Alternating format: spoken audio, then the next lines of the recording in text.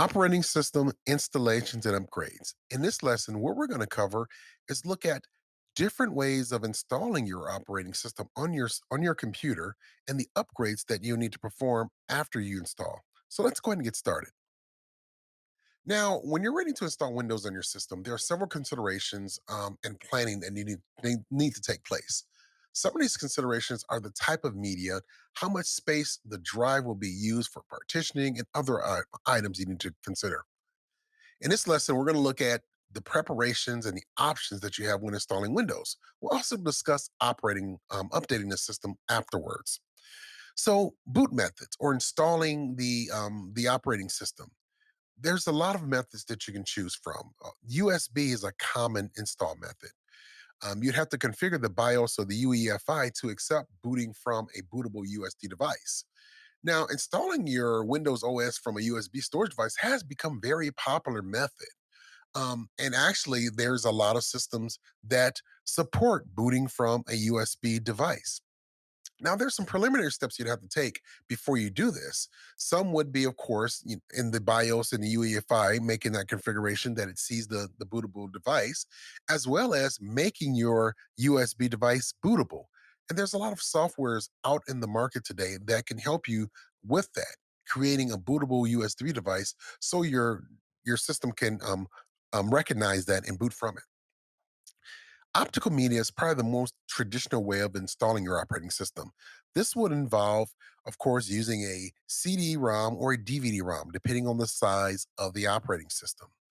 Now, also, you'd have to go into the BIOS or the UEFI to change the boot order to make sure that that drive is the first in line that the system, when it reboots, it goes to that drive first. Network install or network boot is a pre-boot execution environment or PXE. Basically, this is installing the operating system across the network. So the client computer will contact the PXE server, the PXE server, and the server will send the operating system installation files through a TFTP server. Um, your system must support the PXE boot in order to do the network installation. Also, you can install your information or your files rather on a hot swappable or external drive. So basically, you would put your files on the drive and you would use it as just like an additional external hard drive and install your operating system from there. Or some drives can switch into an ISO mode and it'll mount the image right there from the drive. Solid state or flash drives, you can install your files on an SSD or solid state drive and move it over to the system, or and use it as just a regular storage device and install your operating system from the files that's on that solid state drive. Now, internet-based installations. On some of the Linux distributions, you may start off the installation through a optical format or CD-ROM or DVD. And part of the installation will require connecting to the internet to complete that, to get the most updated files. Again, Linux distributions are known to do this, also the Mac OS recovery method. But in Windows, Windows will do this, but only for the updates during the install. It will reach out to the internet to put on the latest updates for that system. Other boot methods could be the existing internal hard drive on the system. So if you have a separate partition on the external hard drive, on the internal hard drive, rather, you can pull the files from that separated partition. Again, it's the existing hard drive that's in the system, but you're using a separate partition. Now, types of installations that you could perform. One would be the clean install. This is a fresh install where you'll lose all previous data on that drive. Now you can use a migration tool to help you migrate from one system to the next to do this as well. Also, in larger environments and more in the enterprise and corporate environments, you can do an image deployment. So, if you had a lot of systems to install, you would want to take the image deployment because it does it throughout the network. Basically, it uses clone deployments through the network to install the operating systems on these blank computers. And again, it's faster than individual installs.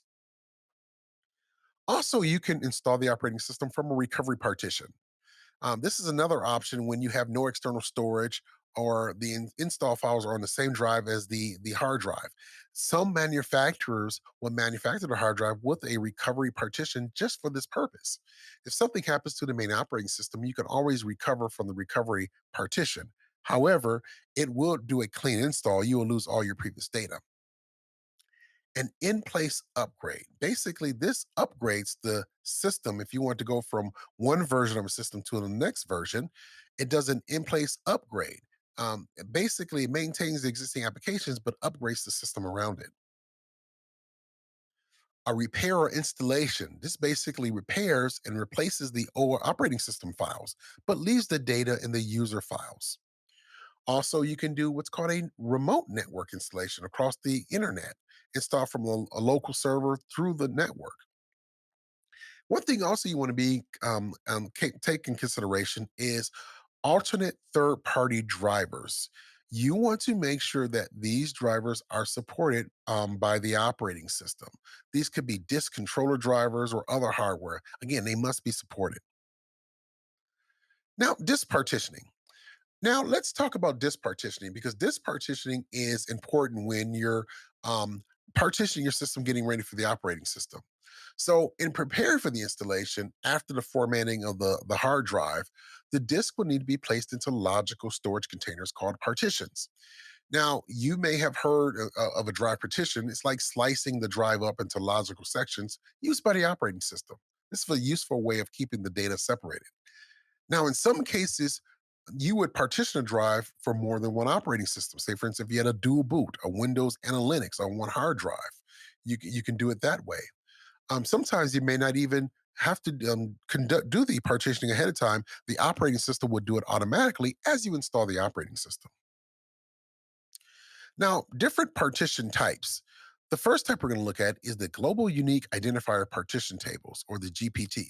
This is the latest in the format standard, and this allocates 64-bit logical block addressing, and it can contain up to 128 primary partitions. It eliminates the need for extended or logical partitions. However, this can only be used with UEFI BIOS.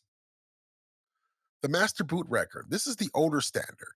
The maximum partition size here is 2 terabytes. Also, you have the primary type.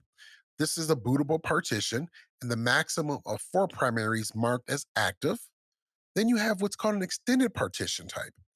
Now, say for instance, if you had a hard disk and you were running out of room with the operating system, if there was room outside of that partition, you can extend the partition to that unused space.